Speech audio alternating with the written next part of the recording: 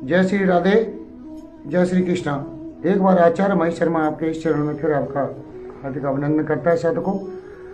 साधकों मैं ऐसा करता हूँ कि आप अपने परिवार में श्री हरि की कृपा से कुशल पूर्वक होंगे। साधकों कल मैंने एक वीडियो डाला था, जो एक साधक सुंदरी देवी की साधना कर रहे थे और 3 दिन बाद ही उनके सामने प्रत्यक्ष हो गई वो, लेकिन वो डर के भाग लिए वहां से और उनकी साधना खंडित हो गई। ये चीज़ें मैंने उनसे जो फोन पर टेलीफोन पर बातें हुई थी, उनके जो अंश थे वो मैंने आपको दिखाई साधकों। तो एक हमारे साधक बंधु उन्होंने कमेंट किया था कि जो चतुर लोग हैं, होशियार लोगों के सामने ये सिर पटक पटक के मर जाते हैं, आती नहीं है, और मूर्खों के सामने या ज्ञानियों के सामने आती है। तो मैं साधकों को कहना चाहता हूँ, साधकों ये ज्ञानियों के सामने आती हैं। जो चतुर हैं, अपने को चतुर बनते हैं, चालाक बनते हैं साधकों, उनके सामने जो ज्ञानी बनते हैं उनके सामने ये नहीं आती है। कोई नहीं आएगा साधकों। एक बच्चे जैसा तुम्हारा स्वभाव होगा या एक पागल जैसे व्यक्ति का स्वरूप होता है, स्वभाव होता है, ऐसा हो जाएगा ना, उसी दिन ये तुम्हारे सामने आके खड़ी हो जाएंगी। तुलसीदास ने गीता जो रामायण में एक चौपाई लिखी है साधकों, निर्मल मन नर सोई मोहि भावा, मोहि कपट छल छिद्रन नहीं, सॉरी, निर्मल मन नर सोई मोहि पावा, मोहि कपट छल छिद्रन भावा। इसका अर्थ ये है, श्री राम ने कहा है कि मुझे वही व्यक्ति प्राप्त कर सकते हैं जिनका मन निर्मल है, उन्हीं को मैं दर्शन देता हूं। जो छल कपट दंभ अहंकार वाले व्यक्ति है ना, वो मुझे भाते नहीं है। तो साधकों यही सेम स्थिति इन साधनों में। जब तक साधक, मैं पिछली भी बार बोल चुका हूँ, ब्रह्मी विद्या का साधक इस्तेमाल करे। ब्रह्मी विद्या कैसी ब्रह्मी विद्या, वो मैंने पिछले वीडियो में बताई है, कैसी ब्रह्मी विद्या को साधक प्राप्त करता है। कई वीडियो में बोला हूँ, निर्विचार निर्विकार पूर्ण समर्पण भाव, ये चीजें मैं बोल चुका हूँ साधकों।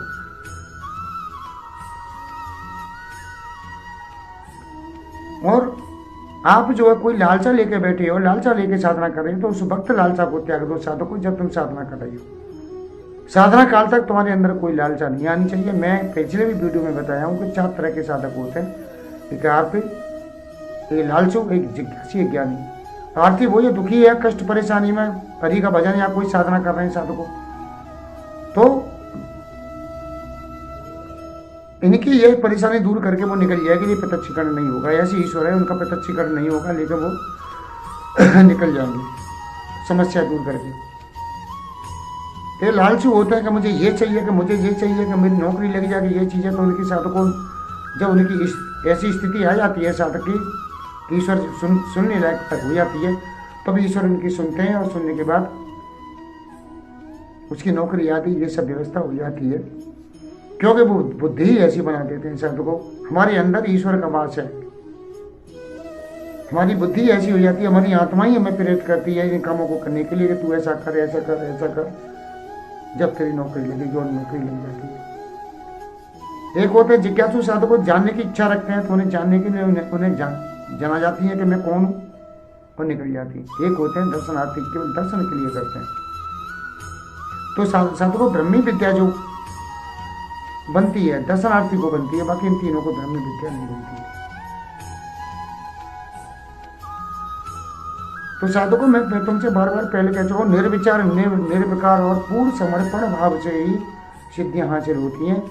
जब तक आप निर्विकार नहीं होगे, निर्विचार नहीं होगे, पूर्ण समर्पण भाव नहीं होगे। अच्छा, तुम मान के चलो, अगर निर्विचार तुम लगे रहो कि ये चाहिए, वो चाहिए, साधना काल में बना चाहिए, ये हो जाए, मैं वो कर लूँ, तो क्या तुम क्या कर लोगे? फिर ध्यान उखाड़ लोगे तो भी कुछ नहीं होने वाला। तुम्हारा समय बेकार जा रहा है, इससे तो तुम खा पी के अपने घर सो हो जाना, बढ़िया है भाई, समय खराब करें क्यों? तो इस तरह की बातें नहीं होनी चाहिए साधना काल में, बिल्कुल त्याग कर देना चाहिए साधना काल में। ब्रह्मचर्य का अर्थ ये थोड़ी होता है कि तुम किसी स्त्री के पास बन जाओ। ब्रह्मचर्य का अर्थ है ब्रह्मतुल्य कर्म करना, उसे ब्रह्मचर्य कहते हैं। ये नहीं है किसी स्त्री की तरफ नहीं देख रहे हैं, हमें बुरी बनगर से नहीं देख रहे और बाकी कर्म हमारे ठीक नहीं है। तो ब्रह्मचर्य नहीं हुआ ये तुम्हारा। तो साधना काल में इन चीजों का साधकों को तुम्हें विशेष ध्यान रखना है। जब ही आपको प्रत्यक्षीकरण होगा, चाहे आप किसी विधि से कर लो, चाहे तंत्रोक्त विधि से करो, चाहे शास्त्रोक्त विधि से करो, ये नियम साधकों सब में लागू होते हैं। काम तुम्हारे कर जाएंगे ये संपुट लगा के, लेकिन प्रत्यक्षीकरण देखिए इस तरह से संभव है तुम्हारा। तुम किसी को देखना चाहते हो तो या तो ऊपर 2-3 मंजिल पर कोई बैठा है उसे देखना मिलना चाहते हो, तो या तो तुम चढ़ के उस तक पहुंचो, या तुम्हें अपने प्यार में स्नेह में नीचे बढ़ा लो। तो साधकों मैं भी ये देखता हूँ कि साधना काल में भी तुम्हारे साधक जब साधना करते हैं तो उनसे किसी भी शक्ति से साधना करें, न उसे प्यार है, न दुलार है, न स्नेह है, कुछ नहीं। अगर प्यार और दुलार स्नेह हो तो कंठ रोंद जाएगा, आंखों से आंसू आना शुरू हो जाएंगे साधकों। उसी को ब्रह्मी विद्या कहते हैं हम।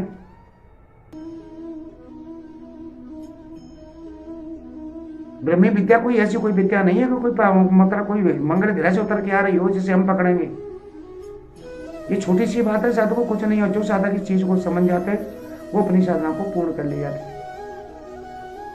दूसरी, हमें खुद में ऊपर उठना है तो हमें क्रिया योग करने लगा था। क्रिया योग करें सिद्धासन में बैठ के साधकों, जिस आदमी ने 50 बार क्रिया योग की जो क्रिया कर ली उसका तीसरा नेत्र खुल जाता, वो बैठे बैठे सब कुछ देखना शुरू कर देता है। उसे किसी मंत्र की आवश्यकता नहीं है, किसी यंत्र तंत्र की आवश्यकता नहीं है। तो साधकों मैंने तो इन साधना को 3 योग के द्वारा बनाया, भक्ति योग के द्वारा। प्रभु कृष्ण करने वाले आप, कराने वाले आप, मैं एक निमित्त मात्र। मंत्र का किसी मंत्र का जाप करो, अब श्री कृष्ण का ध्यान करो, तो ये भक्ति योग हो गया तुम्हारा। दूसरा तंत्रोक्त योग से बना दिया मैंने इसे।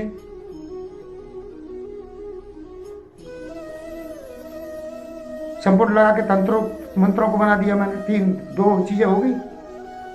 तीसरा क्रिया योग के द्वारा बना दिया। साधक क्रिया योग करे तो भी उसके कारण में लाभ होंगे, उससे फल प्राप्त होगा उसे। चौथा भक्ति योग बना दिया मैंने साधकों को। 4 योग मैंने एक ही विद्या तत्व और ईश्वर तत्व को समाहित करके और क्रिया योग को समाहित करके, भक्ति योग को समाहित करके मैंने आपको दिया है। ऐसा तुमने कभी किसी को नहीं देखा वो करने के लिए। साधकों मैं अपनी आंखों देखी, अपने अनुभव की और अपने प्रमाणित बातों को करता हूँ। किसी पुस्तकों किताब में लेकर नहीं, तो दोस्त की किताब लिया उसमें से बैठ के कर रहा हूँ। और एक बात और साधकों बता दूं मैं आपको गुमराह करने के लिए, जिस साधक गुमराह करते हैं, एक 3 मंत्र जपो, अप्सरा तेरे सामने होगी, लागी देगी करोड़ों। एक रात में ये कर दो, अप्सरा तेरे सामने आएगी। मैं उन उल्लू के पट्टों को कहना चाहता हूँ, उन गधेड़ों को, कि अगर तुम इतनी बड़ी क्षमता है तो तुम क्यों नहीं कर लेते उन अप्सराओं को।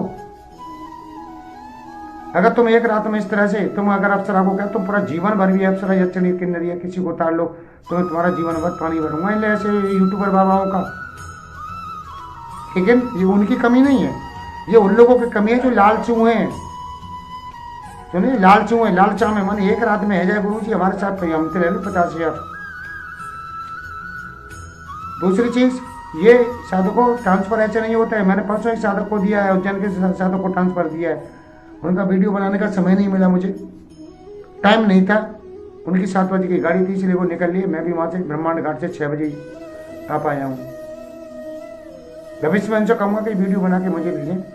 तो साधकों, जब तक आप निर्मल मन नहीं बनोगे, एक बच्चे का मन नहीं आप धारण करोगे, जब तक आपको प्रत्यक्षीकरण नहीं होगा, या एक पागल जैसी स्थिति नहीं पैदा करोगे, तब आप, तुमने देखा होगा साधकों पागल में कितनी बड़ी ताकत आती है। उसे बाहर नहीं अपना, वो ताकत उसके शरीर की नहीं है, वो ताकत साधकों उसके आत्मा की होती है। जो 4 लोगों को पागल आदमी रोका नहीं खाता, पकड़ में नहीं आता, 4 लोगों से 6 लोगों को उठा के फेंक देता है, वो उसकी आत्मा की शक्ति होती है साधकों।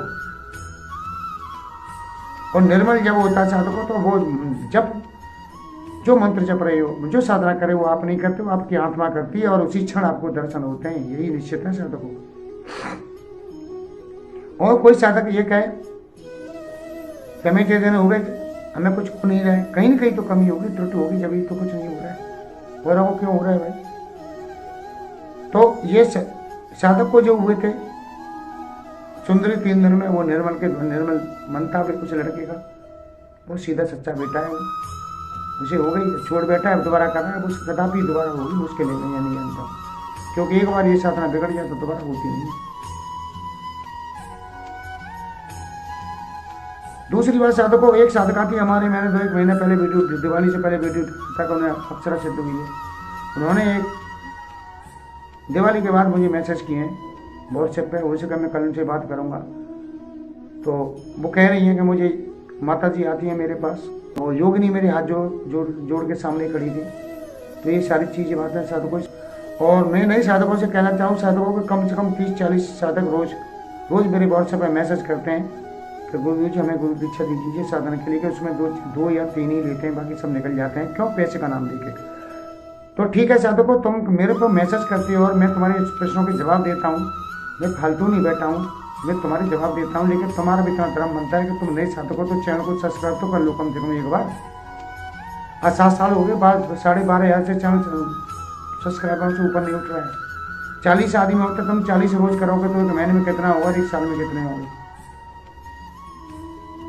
तो मेरा समय तो खराब करते हो नहीं साधक, मेरा समय तो खराब करने चले जाते हो, लेकिन तुम्हें इतनी हिम्मत पड़ती है तो घंटी का बटन दबा के क्लिक कर दूँ उस पर जाके, तुम्हारी उंगली उठाने में शर्म लगती है। तो मैं नहीं साधकों को कि उंगली उठा दूँ, जब तुम मुझसे कुछ चाहते हो, इतनी दिन 2 दिन बात करते हो मुझसे मेरे मैसेजों के द्वारा, तो तुम्हारा भी फर्ज, मेरा भी फर्ज बनता है कि मैं तुमसे इतना कैसे कम से कम घंटी का बटन तो दबा दो, चैनल सब्सक्राइब तो करो। तो ये भी नहीं होता तुम पे। आज के बाद मैं जितने भी साधकों को नए साधक आएंगे उनसे जब भी बात करूँगा कि जो साधक मेरे चैनल को सब्सक्राइब कर लेगा। ये वीडियो कैसा लगा मैं कमेंट करके अवश्य बताएं। साधु को आप कमेंट करते हो तो मुझे हौसला मिलता है। अगले वीडियो में फिर आपसे मिलूंगा। साधु को जब तक जय श्री कृष्ण, जय राधे, जय राधे, जय माता।